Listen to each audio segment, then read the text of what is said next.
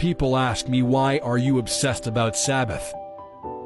I reply, because I visited 9 different churches, and none but one church following his command. I didn't know, and I'm sure few brothers and sisters didn't know.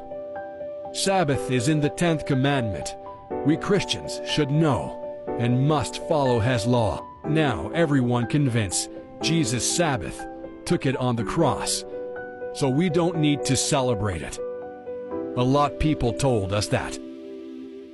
But actually, I think that I have come to abolish the law or the prophets.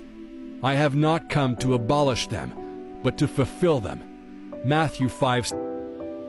For truly I tell you, until heaven and earth disappear, not the smallest letter, not the least stroke of a pen, will by any means disappear from the law until everything is accomplished.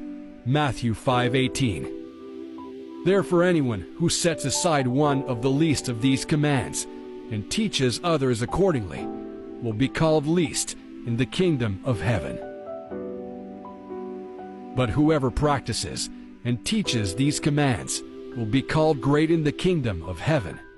Matthew 5:9. Peter and the other apostles replied, we must obey God rather than human beings. Acts 5:29.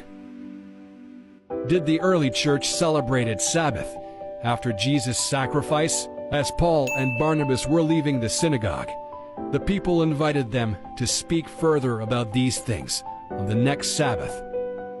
Acts 13:42. Celebrities keep saying love Jesus, but is anyone following his command? Jesus said John 14:15, if you love me, keep my command. Someone told him, your mother and brothers are standing outside, wanting to speak to you. He replied to him, who is my mother, and who are my brothers? Pointing to his disciples.